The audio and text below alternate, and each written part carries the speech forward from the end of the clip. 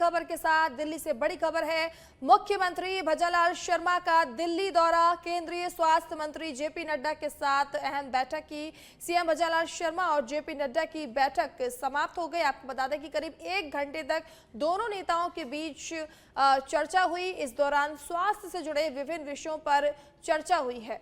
तो आपको बता दें कि आज दिल्ली दौरे पर थे मुख्यमंत्री भजनलाल शर्मा और इस दौरान उन्होंने जेपी नड्डा से मुलाकात की और ये मुलाकात के दौरान करीब 1 घंटे तक चर्चा हुई और इस चर्चा में कहा जा रहा है कि स्वास्थ्य से जुड़े मुद्दों पर बात हुई है।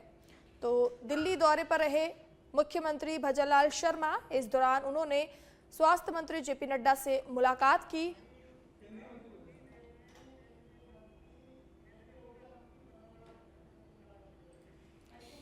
और आपको बता दें इसी के साथ में मुख्यमंत्री भजनलाल शर्मा केंद्रीय ऊर्जा मंत्री के साथ भी मुलाकात करेंगे, मनोहर लाल खट्टर से भी मुलाकात करेंगे। तो दिल्ली में आपको बता दें कि मुख्यमंत्री भजनलाल शर्मा हैं और इस दौरान वो नेताओं से मुलाकात कर रहे हैं। अभी उन्होंने पहले स्वास्थ्य मंत्री जेपी नड्डा से मुलाकात की थी और इसके बाद अभी कुछ ही देर में वो ऊर्जा मंत्री मनोहर लाल खट्टर से भी मुलाकात करेंगे। तो आपको दिल्ली से बड़ी खबर बता रहे हैं। तो आज दिल्ली दौरे पर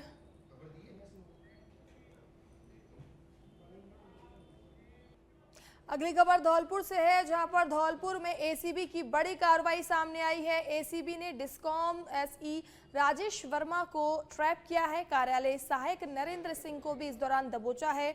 दोनों को 1,75,000 की रिश्वत लेते हुए दबोचा गया है।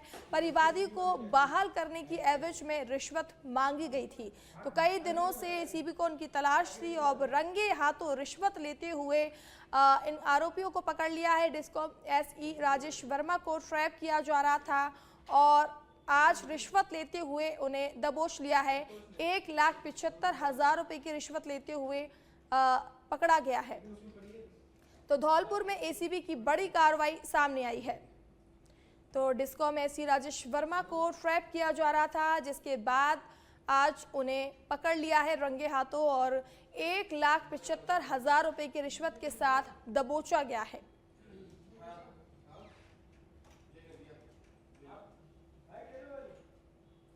तो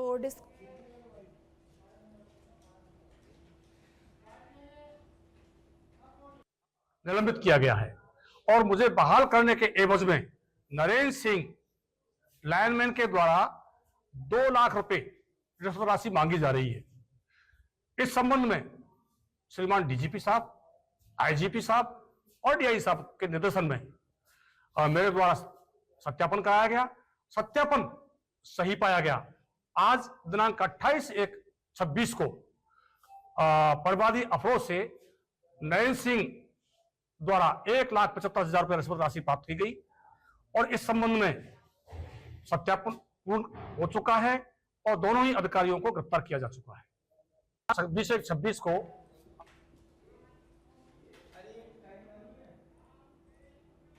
जोधपुर के नागौरी गेट क्षेत्र में नगर निगम की ओर से अतिक्रमण हटाने की कार्रवाई के दौरान विरोध प्रदर्शन हो गया, जिससे इलाके में तनाव का माहौल बन गया।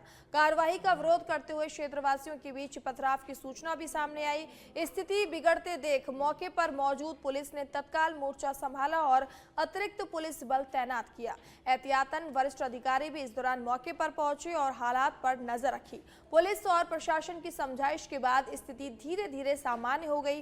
हालांकि शांति व्यवस्था बनाए रखने के लिए क्षेत्र में पुलिस निगरानी जारी है और मामले को लेकर आगे भी कार्रवाई की जा रही है। तो अतिक्रमण हटाने के दौरान जो है विरोध का सामना करना पड़ा। तो मामले में पथराव की सूचना भी सामने आई है। नागौरी गेट क्षेत्र में अतिक्रमण हटाने के दौरान ये कार्रवाई की जा रही थी। इस दौरान लोगों ने विरोध किया। के द्वारा की गई कार्रवाई से आक्रोशित होकर लोगों ने सड़क जाम की थी, जिनको समझाइश की गई तो उनके द्वारा एक एप्लीकेशन दी गई है। उस एप्लीकेशन पर नियमानुसार कार्रवाई की जा रही है और मौके पर उच्चाधिकारी वगैरह सभी उपस्थित हैं। जो भी नियमानुसार कार्रवाई अगली खबर जयपुर से है, जहां पर जयपुर विकास प्राधिकरण ने अवैध कॉलोनियों के खिलाफ बड़ी कार्रवाई करते हुए जोन 23 और जोन 12 में कुल 16 बीघा कृषि भूमि बनाई गई 5 नवीन अवैध कॉलोनियों को पूर्णतः ध्वस्त कर दिया। महानिरीक्षक पुलिस राहुल कोटकी ने बताया कि जोन 23 क्षेत्र में चाकसू के पिनारपुरा और कोट खवादा पुलिया के पास बिना जेडीए की स्वीकृति और बिना भू रूपांतरण के बनाई गई अवैध कॉलोनियों को प्रारंभिक स्तर पर ही जेसीबी मशीनों से तोड़ा गया। वहीं जोन 12 के कालवाड़ रोड क्षेत्र में मानसी विहार नाम से बसाई जा रही अवैध कॉलोनी को भी ध्वस्त किया गया। इस कार्रवाई में मिट्टी, ग्रेवल व सीमेंट सड़कें, बाउंड्री वॉल और अन्य निर्माण हटाए गए। जयपुर विकास प्राधिकरण ने नागरिकों से अवैध निर्माण की शिकायत हेल्पलाइन पर दर्ज कराने की अपील भी की है। तो अवैध कॉलोनियों के प्रयास जो है विफल होते हुए नजर आ रहे हैं। जयपुर विकास प्राधिकरण की बड़ी कार्रवाई आप देख सकते हैं। जोन 23 में 9 बीघा भूमि पर अवैध कॉलोनियां ध्वस्त की गई।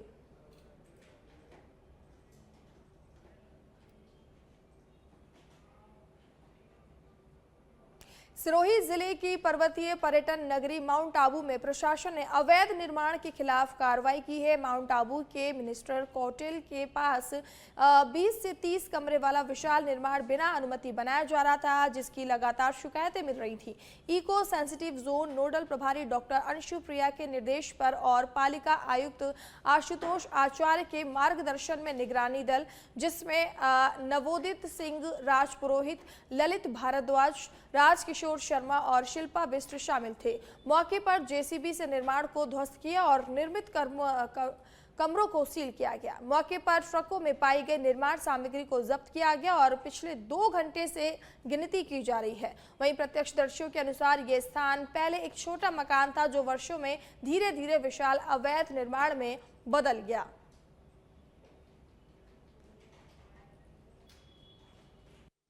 अवैध निर्माण की शिकायत प्राप्त हुई थी, जिसके देखने के लिए उप अधिकारी महोदय द्वारा एक दल का गठन किया गया था। आज निगरानी दल द्वारा मौके का निरीक्षण किया गया। मौके पर करीबन 20 से 30 लगभग कमरों का अवैध निर्माण किया गया है और बहुत सारी अवैध सामग्री यहाँ पे पाई गई है। फिलहाल यहाँ पे तोड़फोड़ की कार्रवाई जारी है। अगली खबर बाली की देसूरी से है, जहां देसूरी पुलिस ने अवैध मादक पदार्थों के खिलाफ बड़ी कार्रवाई करते हुए हरिओम आश्रम के पास नाकाबंदी के दौरान एक युवक को गिरफ्तार किया है। बाइक सवार युवक के पास 2 किलो अवैध गांजा बरामद हुआ। 4 भुजा से देसूरी की ओर जा रही बाइक की तलाशी के दौरान देसूरी थाना प्रभारी ऊर्जा जारम के नेतृत्व में पुलिस टीम ने कार्रवाई को अंजाम दिया। आरोपी को थाने ले जाकर उससे गांजे के स्रोत और तस्करी के नेटवर्क के बारे में पूछताछ की जा रही है। देसूरी पुलिस क्षेत्र में ऑपरेशन प्रहार के तहत लगातार नशा तस्करों के खिलाफ अभियान चला रही है और इससे पहले भी अफीम व डोडा पोस्त की बड़ी खेप पकड़ी जा चुकी है।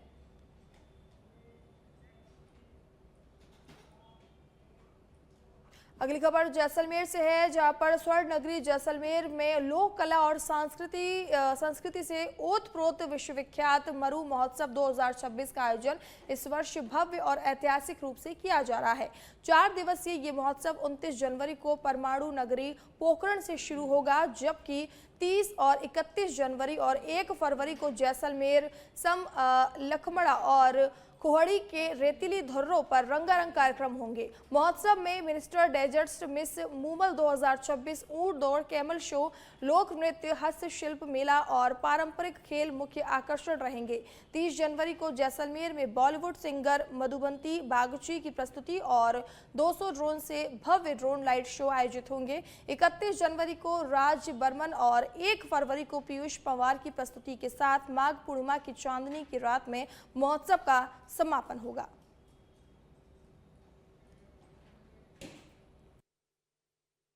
डेजर्ट फेस्टिवल इस बार 29 जनवरी से शुरू हो रहा है और 1 फरवरी तक चलेगा। 4 दिवसीय पर्यटन महाकुंभ, जिसमें 29 जनवरी को सारे आयोजन पोखरण में होंगे। उसके बाद 30 जनवरी से जैसलमेर में कार्यक्रमों की शुरुआत होगी, जिसमें विभिन्न दिन अलग अलग सांस्कृतिक प्रोग्राम्स भी होंगे और साथ ही कई कंपटीशन भी किए जाएंगे। जो विधिवत प्रोग्राम रहते हैं ट्रेडिशनल, वो सारे रहेंगे। साथ में सेलिब्रिटी नाइट का आयोजन रहेगा। इस बार ड्रोन शो भी प्रस्तावित है, जिसकी तैयारियां भी चल रही है। और क्या विशेष है इस बार? कुछ बदलाव और नवाचार के रूप में हमने इस बार जो 7 दिवसीय प्री इवेंट्स किए हैं, उसमें काफ़ी पर्यटकों का और स्थानीय लोगों का आकर्षण देखने को मिला है। तो ये एक नवाचार के रूप में इस बार हमने ऐड किया है। साथ में इस बार ड्रोन शो का जो हमें प्रस्तावित है वो भी अपने आप में पर्यटकों के लिए और स्थानीय लोगों के लिए एक नवाचार होगा जैसलमेर में। खबर नौक फलोदी की सच बेधड़क की खबर के असर से प्रशासन सक्रिय हुआ है और टूटे पुल की प्राथमिकता से मरम्मत के लिए NH1 ने तुरंत संज्ञान लेते हुए 9 से 11 हाईवे पर सावरा गांव और नोक के बीच रोड निर्माण ठेकेदार को मौके पर भेजकर कार्य शुरू करवाया, जिससे ग्रामीणों ने राहत की सांस ली है। तो सच बेधड़क की खबर का असर हुआ है, जिसके बाद ने प्रशासन ने एक्शन लेते हुए कार्य शुरू कर दिया है। टूटे पुल की खबर का प्रशासन पर असर हुआ है। NH1 ने तुरंत संज्ञान लिया है और अब आप देखिए मरम्मत का कार्य जो है करवाया जा रहा है।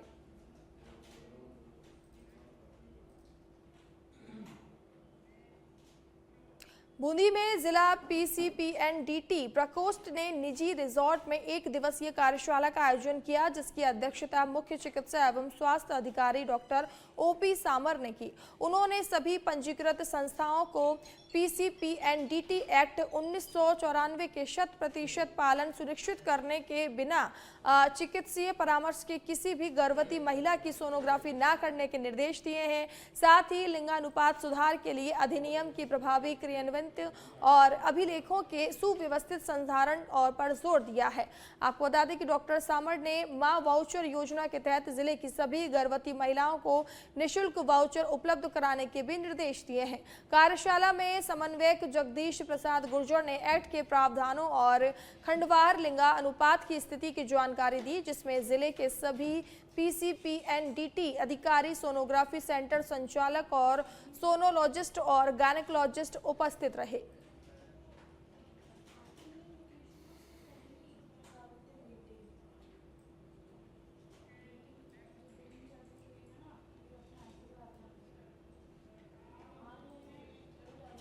अगली खबर बूंदी से है, जहां बुधवार को जिले के राजस्व अधिकारियों की बैठक कलेक्ट्रेट सभागार में जिला कलेक्टर अक्षय गोदारा की अध्यक्षता में हुई।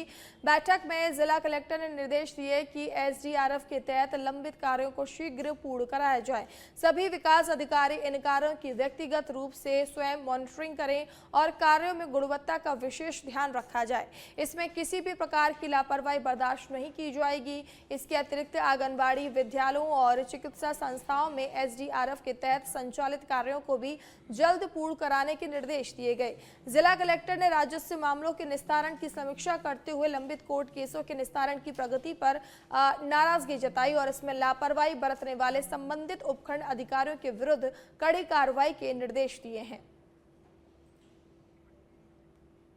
तो लापरवाही पर कड़ी कार्रवाई करते हुए निर्देश दिए हैं। जो भी कार्य पूरे नहीं हुए उस पर कलेक्ट्रेट ने नाराजगी जताई है। आपको बता दें कि कलेक्ट्रेट सभागार में कलेक्टर की अध्यक्षता में यह बैठक हुई थी। इस दौरान SDRF के लंबित कार्य शीघ्र पूर्ण करने की बात कही गई। जो कार्य पूरे नहीं हुए थे उस पर कलेक्टर ने नाराजगी भी जताई और कहा कि जल्द से जल्द जो भी काम रह गए हैं उन्हें पूरा किया जाए।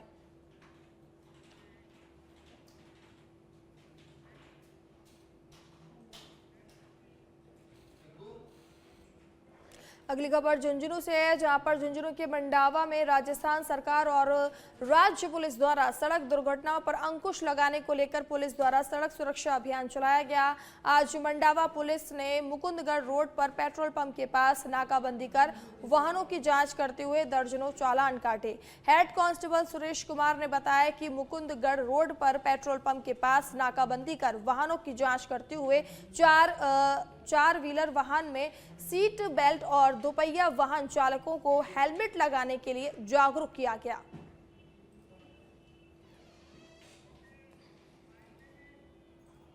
सुरक्षा का अभियान चला रखा है। लोगों को समझाइश की जा रही है कि हेलमेट का प्रयोग करें मोटरसाइकिल पे, और 4 व्हीलर है वाहन है उसमें सीट बेल्ट का प्रयोग करें और यातायात नियमों का पालन करें, और समझाइश की जा रही है। और सवाई माधोपुर जिला मुख्यालय के आसपास के क्षेत्र में पिछली 27 जनवरी की रात हुई तेज हवा के साथ बरसात और अतिवृष्टि ओलावृष्टि के चलते किसानों की कमर टूट गई है और किसानों को भारी नुकसान का सामना करना पड़ रहा है।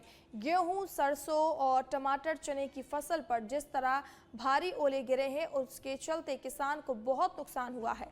ऐसी स्थिति में किसानों ने राज्य सरकार के नाम ज्ञापन देकर ये मांग की है कि हमारी फसल बर्बाद हो गई है, ऐसे में हमें कोई रोजगार दें जिसके चलते हम अपने परिवार का लालन पोषण कर सके। इसी के चलते आज खंडार विधानसभा क्षेत्र के आसपास के विभिन्न गांव के ग्रामीण जिला कलेक्ट्रेट पहुंचे और मुख्यमंत्री के नाम पर मुआवजे की मांग को लेकर ज्ञापन सौंपा।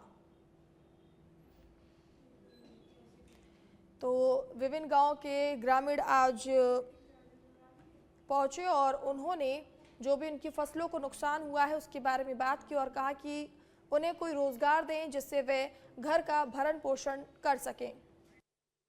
फसल बर्बाद होगी पूरी, कोई कुछ बच्चों नहीं, हमको कोई रोजगार दे, सब फसल गाँव आवास मतलब बाटान से मतलब सब फसल न सके कहीं नहीं छूटियो। अब हमको मतलब मुआवजा दे, कोई बेरोजगार हो गया कहीं भी कोई खबा को कोई तेज हवा चली, बहुत तेज हवा चली, बहुत तेज भाटा पत्थर गिरा और ये पाँव का पत्थर गिर गया, घोड़ा गिर गया, उनसे मतलब सब टूट नसट हो गई। सरसों मटर बोर हो रही थी वो सब फर गई, टूट गया, टुकड़ा हो गया, तो काट ली उसने, कहीं नहीं छोड़ी।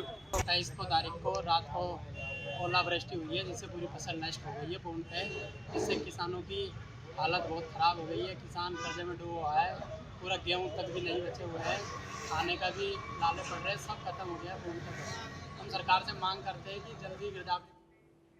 अगली खबर जयपुर से है, जहां पर JCTSL कर्मचारी करेंगे DLB पर विरोध प्रदर्शन। ग्रेच्युटी एक्ट लागू करने व NPS बकाया राशि जमा कराने की मांग कर रहे हैं। नई बसों की शीघ्र खरीद और संचालन के लिए भर्ती की मांग की जा रही है। रिक्त पदों पर भर्ती व पद विरुद्ध कार्यरत परिचालकों से बस ड्यूटी की मांग। कुल 14 सूत्री मांगों को लेकर कल 11 बजे होगा ये प्रदर्शन। 21 जनवरी को JCTSL चेयरमैन रवि जैन की अध्यक्षता में हुई थी वार्ता। मीटिंग में सकारात्मक समाधान का दिया गया था आश्वासन। 8 दिन बाद भी मिनट्स जारी नहीं होने से कर्मियों में नाराजगी देखने को मिल रही है और JCTSL कर्मचारी अब आंदोलन करेंगे। तो जयपुर से आपको बड़ी खबर बता रहे हैं कि अब कर्मचारी आंदोलन करेंगे। मीटिंग में सकारात्मक समाधान का आश्वासन दिया गया था, लेकिन अभी तक उन्हें ऐसा कुछ होता हुआ नजर नहीं आया और अब वो आंदोलन करेंगे।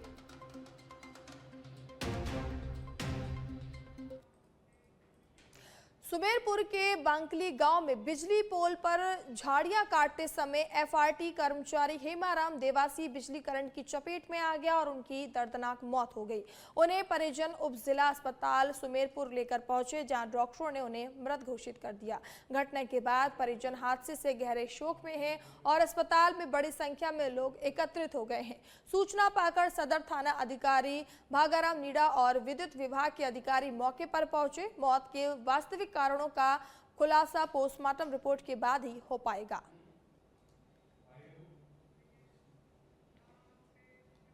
बांसवाड़ा जिले की घाटोल पंचायत समिति में वार्ड परिसीमन को लेकर विवाद गहरा गया है। ग्रामीणों का आरोप है कि परिसीमन समानुपात के बजाय क्षेत्रवाद और राजनीति के तहत किया गया है। जिला कलेक्टर को ज्ञापन सौंपकर पुनर्विचार की मांग की गई। ज्ञापन में बताया गया कि वार्ड 15 में केवल भुंगड़ा जनसंख्या जो कि 5314 और वार्ड 25 में सेनावास जनसंख्या जिसकी 5658 को एक वार्ड में शामिल किया गया, जबकि वार्ड गुना 6379 और काली मंगरी में 4723 को अलग वार्ड नहीं बनाया गया, जो असंतुलित है। ग्रामीणों ने 5 जनवरी 2026 की पूर्व अधिसूचना यथावत रखने या वार्ड गुण व काली मंगरी को अलग वार्ड बनाने की मांग की है और चेतावनी दी है कि 5 दिन में पुनर्विचार नहीं होने पर संवैधानिक दायरे में उग्र आंदोलन किया जाएगा। हमारा आज ये था, घाटोल जो पंचायत समिति है उसमें जैसे वार्ड परिसमन में पहले जो वार्ड लिस्ट जो बनी थी वो ठीक था, उसमें ज़्यादा संशोधन करने की जरूरत नहीं थी। लेकिन जो वर्तमान में जो वार्ड बने हैं उसमें काफ़ी जो वार्ड है भौगोलिक स्थिति न देखते हुए उन्होंने वार्ड परिसमन बनाया गया है, जिसमें स्थिति ये है कि आज जैसे सेनावासा में 5700 पे एक वार्ड बनाया गया है और लेकिन जो वार्डगुन जो है वहाँ पे 6700 है, लेकिन वहाँ पे वार्ड नहीं बनाया गया है। पहले वो वार्ड बनाया गया था, लेकिन उसके साथ में सम्मिलित ग्राम पंचायत पारला को किया गया है। तो हमारा कहना ये है कि जो पहले जो स्थिति में जो वार्ड बने थे वो सही थे और भौगोलिक स्थिति को देखते हुए थे, तो वही रहने दिए जाए। और इसी के साथ में जैसे आज गंदौड़ा पंचायत समिति है, उसमें भी इसी तरह किया गया है। जैसे आज जगपुरा, डिंडोरिया और दुधका और डिंडोरिया, इन तीनों पंचायतों को मिला के एक वार्ड बनाया गया है। वहाँ पर